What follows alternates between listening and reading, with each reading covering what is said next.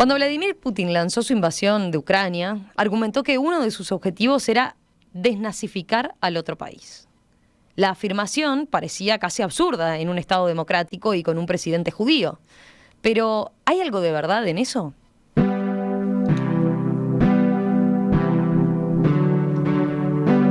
Desde que comenzaron las batallas en suelo ucraniano se han compartido numerosas imágenes de soldados con simbología nazi. Incluso hay un grupo de mercenarios de extrema derecha, el llamado Batallón Azov, que es abiertamente neonazi y que combate mano a mano junto con el ejército ucraniano contra los rusos. Los mercenarios en sí no son solo los neonazis, son todo un tema en la defensa de Ucrania, con un rol importante en la ciudad de Mariupol, donde, ustedes saben, hoy por hoy es una de las más asediadas por la invasión. Bueno, sobre este tema vamos a conversar en los próximos minutos con Gustavo Calvo, uno de los analistas internacionales de cabecera de Radio Mundo, integrante de la mesa de análisis internacional, conductor de La Hora Global aquí en esta emisora. Bueno, con él vamos a abordar este tema. Gustavo, ¿cómo estás? Buen día, ¿todo bien? Buenos días, Romina. Muchas gracias por la invitación. Un saludo a los oyentes y encantado de tocar estos temas que llaman un poco la atención. A veces los soslayamos un poco, pero cuando se empiezan a profundizar, empezamos a también a cambiar un poquito la cabeza, ¿no? Sí, porque, a ver, es cierto que por supuesto, es como decíamos, ¿no? Esa fue la excusa y fue el primer argumento que usó Putin, ¿no? La desnazificación de Ucrania, como él decía, la intención de desnazificar Ucrania, y eso obviamente no justifica una guerra, pero es cierto que hay un problema con el nazismo en Ucrania, ¿no? Sí, yo quisiera hacerte un favor a ti y a mí en esta entrevista y explicarle a los oyentes que tú sos periodista, yo soy un humilde aprendiz. Y el periodista tiene la misión no de decir acá en estudios tengo a alguien que dice que llueve y alguien que dice que no, sino abrir la ventana y ver si llueve. Me encantó esa frase y la aplico y trato de ver quién la aplica y quién no.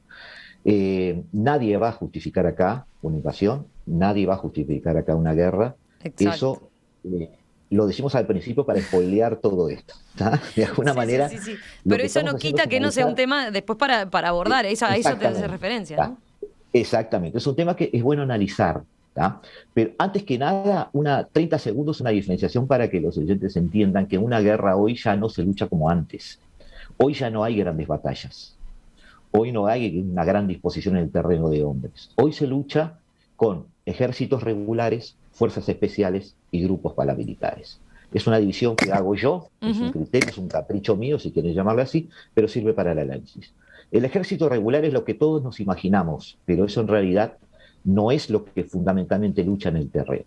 De ese ejército regular, donde están incluidos la infantería, la artillería, todo aquello que ustedes se quieran imaginar y que ven en las películas de la Segunda Guerra Mundial, donde está el soldado que es un francotirador, pero también está el soldado que es el cocinero de campamento. Sí. Todo eso es el 80% de los ejércitos hoy en día. El 20% de esos ejércitos son fuerzas especiales. Parte de ese ejército se entrena de una forma especial, integran tecnología, integran diferentes formas de lucha, y esas fuerzas especiales han sido necesarias a raíz justamente de los actores nuevos que han surgido. Han surgido, lo vimos en Afganistán, señores de la guerra, han surgido grupos terroristas, grupos insurgentes, el propio Al-Qaeda. Entonces los presupuestos de todos los ejércitos se han multiplicado en esas fuerzas especiales, que son normalmente entre un 15, un 20, un 22% de los ejércitos hoy en día. Son fuerzas que sí van a luchar.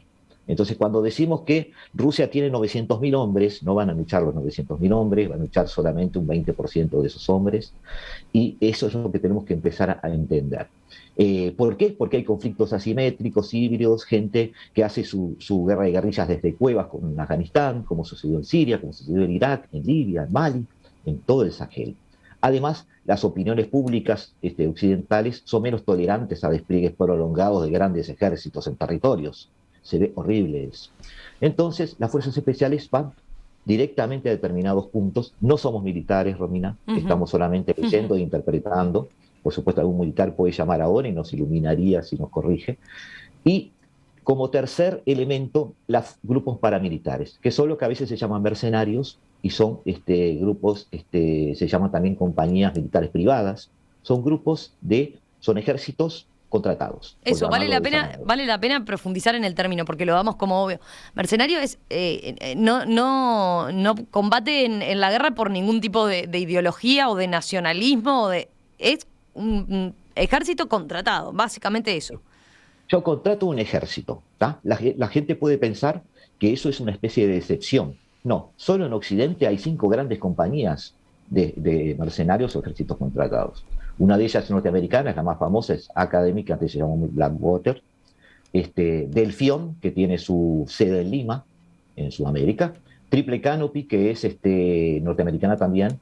Una canadiense y una británica. Solo en Occidente. Son ejércitos que contratan los países para luchar sus guerras. ¿Qué sentido tiene hacerlo? Bueno, tiene sentido de que un país de repente ve que la mano de obra que tiene para utilizar una guerra es escasa, por ejemplo, un país más pequeño, y de alguna manera contratando un ejército de este tipo puede defender una posición o puede articular algún tipo de respuesta militar ante una agresión, por ejemplo. Puede haber un montón de razones, digamos. Pero te explico que ya desde la época de Maquiavelo eso se criticaba. El propio Maquiavelo criticaba a los ejércitos de mercenarios porque no luchaban por una bandera, no luchaban hasta morir. Justamente como luchaban por dinero, no estaban dispuestos a dar la vida por una causa, entonces había batallas en las que no entraban o que no luchaban. Y además respondían a sus mandos que a veces estaban por encima de los propios estados. El Estado, al contratar el ejército, pierde control sobre lo que está haciendo. Un gran ejemplo que tú como periodista conoces y todos sabemos es, ¿te acordás en Irak de aquella prisión de Abu Dhabi, donde se torturaba a los prisioneros? Esa era una prisión que estaba a cargo de una fuerza paramilitar, no estaba a cargo del ejército norteamericano. El problema que tuvo el ejército norteamericano es que las fotos que salían de aquella guardia femenina, ¿te acordás?, que estaba frente a los cuerpos de los presos, eran de soldados que se habían plegado a esas torturas y esos interrogatorios de grupos paramilitares que tenían a su cargo, ahí hay una especie de metáfora, porque su contrato figuraba que eran traductores en el interrogatorio. Bueno, en definitiva, ahí tenemos un gran ejemplo de grupos militares contratados, paramilitares contratados, privados contratados, que trabajan a su aire, a veces sin control de los propios estados que los contratan. Era una introducción que me parecía que era correspondía hacer, porque en esta guerra se están dando. Bueno, ahí está, te iba a preguntar de eso, ¿no? Entonces, en esta guerra, los mercenarios, los paramilitares, ¿qué rol están teniendo de los dos lados? Bueno, vamos a hacerlo más fácil primero. Rusia está utilizando desde el año 2014 un grupo que es bastante famoso que se llama el Grupo Wagner. Es un grupo paramilitar ruso a cargo de una persona y financiado además por uno de estos oligarcas, como se le llama siempre. Dmitry Valerich Utkin fue el que los creó, pero Prigozhin es el que le está pagando, digamos. Y desde 2014 han entrado en Ucrania.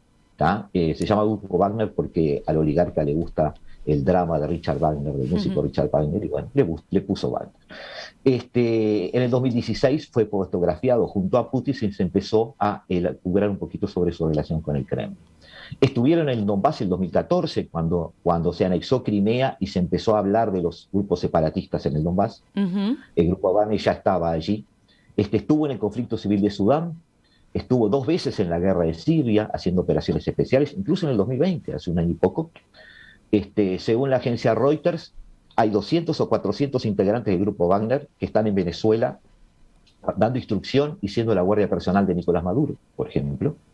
Estuvieron en Mozambique, estuvieron en Mali, están ahora en Mali siendo contratados por la Junta Militar de Mali, ahí en el Sahel africano, luego como un golpe de Estado, porque las fuerzas francesas que estaban en el terreno estaban yéndose, hay un vaciamiento de la presencia militar europea en esa zona, y están siendo contratados por la Junta Militar de Mali.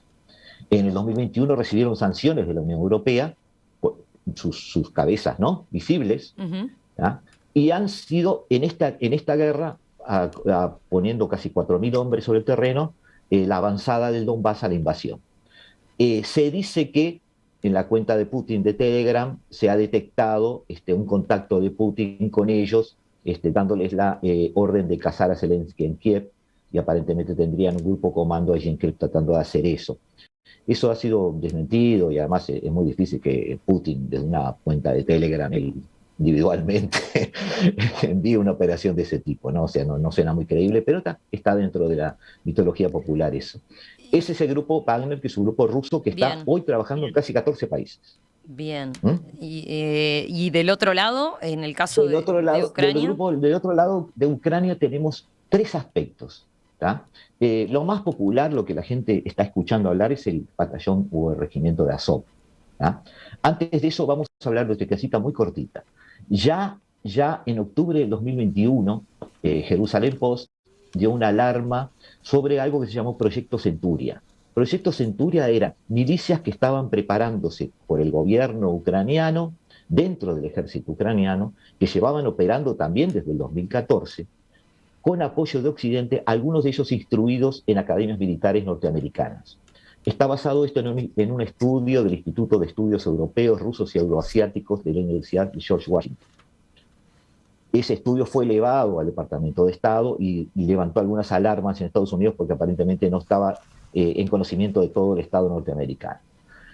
Esos grupos han sido diseminados dentro del ejército ucraniano y han generado grupos de una formación de extrema derecha. ¿Mm? Han utilizado instructores del grupo Azov, que después lo vamos a hablar, estoy tratando de ir rápido para no dejar a Azov de lado, y esos han sido desperdigados en unidades específicas dentro de los regimientos ucranianos. Son, según el Centro de Amigos del Instituto Simón Wiesenthal, neonazis o nazis. Ahí hay un tema con la calificación de nazis. Todavía no llegué al regimiento Azov, pero esto que voy a decir se vale para todos los paramilitares que maneja Ucrania, que son hoy todos de extrema derecha. Eso es verdad.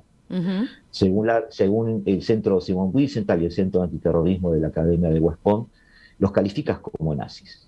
Como tú dijiste al principio, hay que ver qué hay de verdad en esto. Son milicias violentas, son no me sale virtualmente, no, virulentamente, ahí está, Ujú. antisemitas. ¿Tá? En general, el antisemitismo que tiene no es político, no es un antisemitismo de hoy, es un antisemitismo que tiene que ver con la historia, es más bien cultural.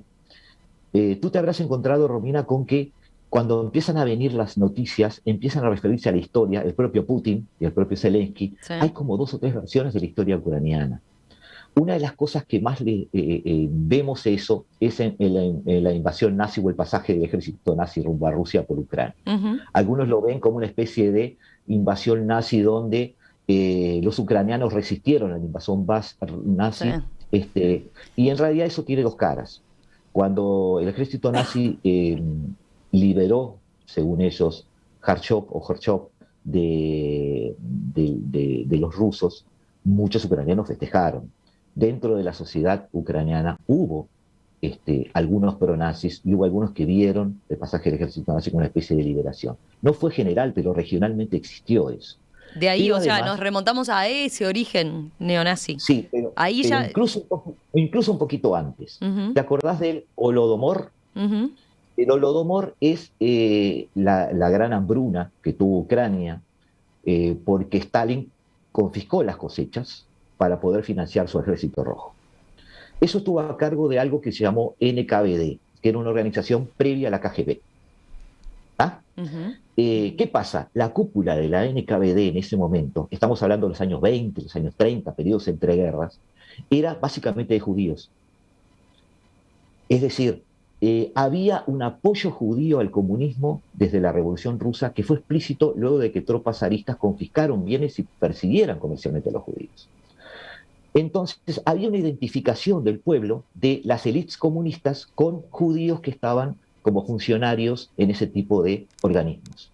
Entonces, el judío se identificaba con el comunismo en ese momento, una identificación que no es tan cierta, digamos, pero después aprovechó Hitler, cuando desde Alemania, en esos Ujú. mismos años, los años 30, vio las dos cosas. El leninismo, más leninismo que marxismo, avanzando por Europa, ¿tá? Con sus reivindicaciones, y a su vez los judíos integrando círculos o élites de poder.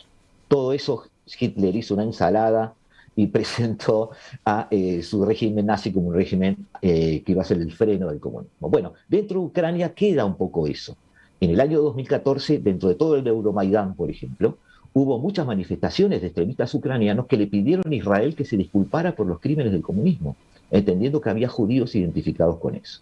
Bueno, todas estas milicias toman todo eso, se impregnan de todo eso. Y sí, hay un perfil de derecha. Yo no llegaría al extremo de llamarnos nazis, pero sí es cierto que están utilizando muchas de esas retóricas. ¿Ah? Si querés, vamos al regimiento de Azov en particular. Pero, dale. perdón, decime. No, eso Perdón. era, estaba repasando entonces. Me atropello mucho, te pido disculpas. No, por favor. No, estaba repasando entonces cuando hablábamos del lado, estaba claro lo que señalabas del lado ruso, pero en lo que tenía que ver con los mercenarios. En el caso de Ucrania, hay como... Estos no son mercenarios, estos no son es una mercenarios. impregnación dentro del ejército ucraniano de un perfil de derecha. Eso quería hacer esa distinción. Estaban por un lado los mercenarios, o sea, ejército contratado, que es lo que decías, se distribuyeron, digamos, en distintas filas del ejército ucraniano convencional, y por otro lado... está impregnado con esas ideas.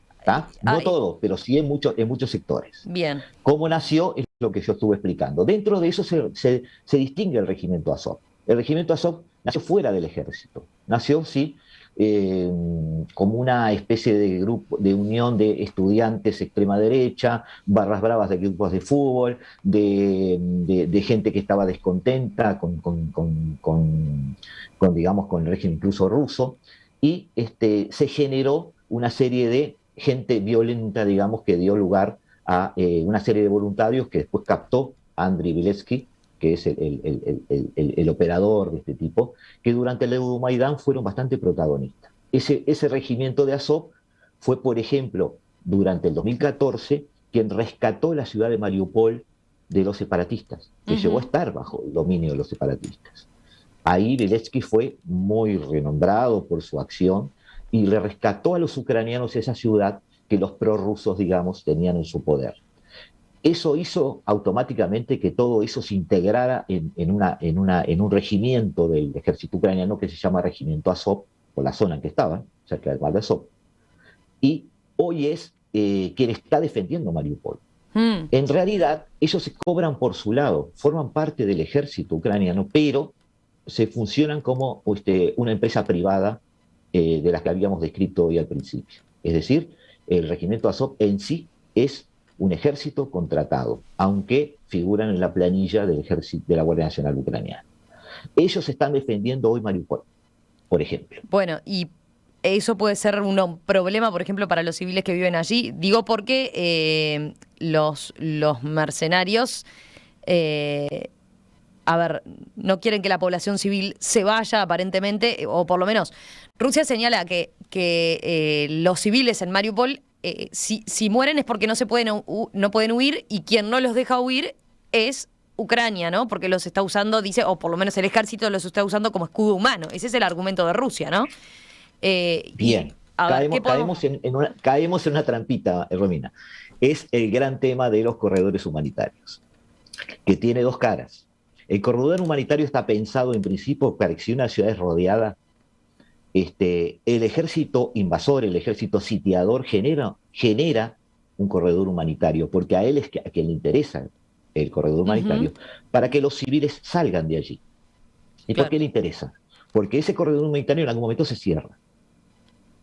Después que se cierra, todos los que quedaron adentro para el ejército invasor o sitiador son combatientes. Es decir, eso facilita su trabajo. Suena horrible decirlo, pero estamos en una guerra y su trabajo es matar. ¿Estamos de acuerdo? Entonces, al combatir en una ciudad entonces que está sitiada, se sacan los civiles y eso permite que yo después entre y haga la guerra a mi manera, digamos, sin ningún tipo de límite, por decirlo de esta manera. Estoy siendo un poco cruel, pero la idea es la idea gráfica. ¿A quién le conviene que ese corredor humanitario funcione? Al ejército invasor, al ejército que sitía la ciudad, porque eso de alguna manera después le da luz verde para poder actuar. Ahora bien, esos corredores humanitarios, muchos ejércitos los resisten. ¿Por qué? Porque también es un corredor de ida y vuelta. A veces se han utilizado para enviar municiones y alimentos a quienes están sitiados, y eso no le conviene al sitiado. Entonces tenemos así dos lecturas, entonces por eso esos corredores humanitarios son tan negociados entre las partes y demoran en ponerse en ejecución, porque todos quieren garantías. El sitiado quiere garantías de que los civiles puedan salir y que el corredor pueda ser utilizado por terceros, porque así puede recibir algún alimento o alguna munición si el otro se descuida. Y el sitiador quiere que eso sea recontracontrolado para que solo salga civiles y no entre nada. ¿De acuerdo? Ahora, si Mariupol está hoy manejada por el grupo de Azov, que lo está, Rusia sostiene que el grupo de Azov está tratando de frenar el funcionamiento del corredor humanitario porque de esa forma mantiene los civiles dentro de la ciudad y de esa forma evita un ataque ruso. Eso es lo que está en discusión. ¿De acuerdo? Cuando Putin habla de desnazificar, habla de yo soy consciente de que el grupo de Azov está manejando Mariupol, yo lo que quiero es eliminar estos grupos nazis, tanto de Mariupol como del ejército ucraniano. Y también hay que recordar esto, en el caso del regimiento de Azov en particular, algunos de los que lo formaron, Akabov, por ejemplo, fue un ministro del Interior ucraniano hasta el 2020, al 2021. Digamos, uno de los que lo formó estuvo en el Parlamento ucraniano hasta Zelensky mismo, estuvo hasta hace 2 años. Es decir, este grupo de Azov y en general todos estos grupos de ultraderecha terminaron formando partidos o pseudopartidos que terminaron integrando el gobierno ucraniano. Bueno, no eso te quería, pero claro, sí están presentes. Eso te quería preguntar, a ver, porque una cosa es esto que decíamos, ¿no? Bueno, en el combate, quienes están como actores interviniendo en el medio del conflicto y en la ciudad que particularmente está siendo asediada por Rusia y bueno, con estos argumentos. Y otra cosa es si eso digo porque ese es la explicación, entre comillas, que da Putin para invadir Ucrania, son argumentos, ¿no? O sea, siempre tenemos que tomarlos con pinza como tú dijiste. Exacto, pero tenemos que analizarlos. Volviendo a esa aclaración que hacías al principio. De todas formas, más allá de esta situación puntual, ¿qué peso tiene el neonazismo hoy en día en el resto de la sociedad? Vos decías, cuando han estado en la representación política que han tenido en las últimas elecciones, por ejemplo, es muy baja igual, ¿no? Es baja. Yo veía 2%, ¿puede ser? Sí, pero tienen presencia porque están diseminados. No es mayoritaria. Yo tengo muy claro que no es mayoritaria. He hecho algunas cuentas ahí en Excel, he manejado alguna información. No es mayoritaria. Pero cuando estamos hablando en el terreno del ejército poniéndose a funcionar, normalmente los mercenarios son los que actúan más proactivamente en el terreno. Entonces son en definitiva quienes lideran las operaciones. Pasó en Irak con Estados Unidos. Hubo un momento en la ocupación de Irak en Estados Unidos que el grupo que hablamos hoy, el Blackwater, como decías tú, Academy, después se llamó Academy porque tuvo muchos problemas con los derechos humanos y tuvo que cambiar de nombre.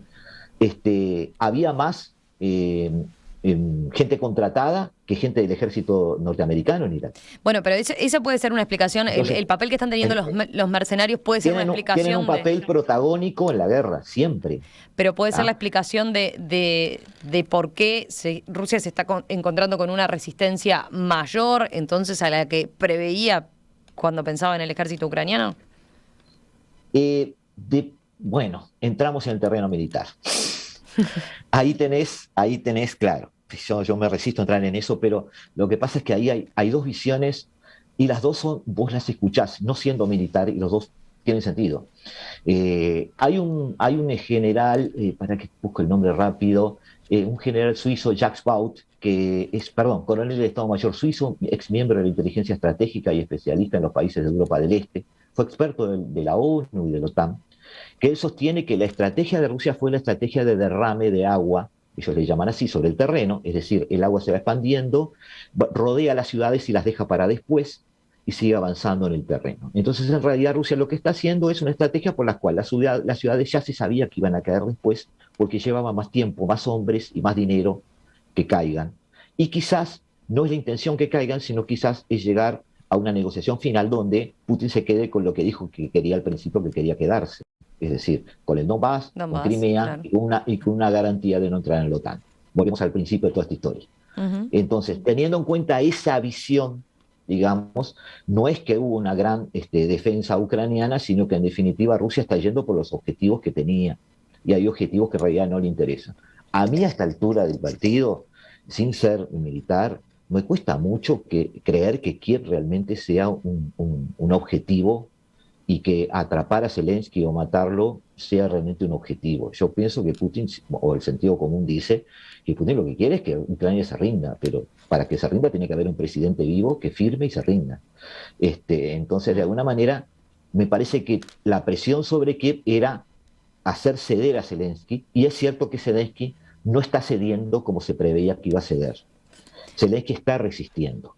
Y esa es otra valoración militar, pero sí podemos hacer una valoración política de eso, si realmente está bien o mal, que lo podemos dejar, si querés, para un Sí, ratito. capaz que lo dejamos para otra instancia. Lo último, Gustavo, que te pregunto para cerrar este capítulo, ¿no? Cuando hablamos de los mercenarios en el ejército ucraniano, la pregunta es, ¿quién los financia? ¿La OTAN, por ejemplo, puede estar financiándolos? Bueno, hay una pata que todavía no hablamos. Se hizo un llamamiento a extranjeros para que vayan a luchar a Ucrania. Hay un tercer cuerpo de mercenarios que está financiado por OTAN, donde hay incluso brasileños y chilenos, por ejemplo. Hay operadores chilenos. Hay unas decenas de expertos en radar peruanos, por ejemplo, que están allí. Eso está llamado por Zelensky y está financiado por la OTAN. Sí. Hay ahora en YouTube, no sé si son ciertos, algunos videos de expertos brasileños o chilenos que están saliendo de allí porque dice que Rusia los bombardeó, prácticamente fueron casi eliminados toda esa especie de legión extranjera, por llamarla de alguna manera. Eso está financiado, casi todos coinciden, obviamente todo esto no lo sabemos a ciencia cierta porque no está publicado en ningún lado, pero todos coinciden en que está financiado a pedido de Zelensky por la OTAN. Bien, perfecto. Gustavo Calvo, analista internacional, conductor de La Hora Global aquí en Radio Mundo. Gustavo, muchísimas gracias como siempre. ¿Ya se acabó? No Ya teníamos se una acabó. hora dos. ¿No teníamos una hora qué? ¿Una hora dos? La dejamos para la semana que viene, ¿qué te parece? Porque tengo a Gastón González acá con los Oscar también, que nos tiene que hacer la previa, ¿no? Que se viene el Bien, domingo. Gastón. Sí, Gastón me está debiendo ver una película, así que la tiene que ver. Ya que va a hablar de los Oscars, que hable también de eso. Gustavo, gracias como siempre y nos reencontramos la semana que viene. ¿Te parece? Un abrazo grande. Me parece. Chao, chao.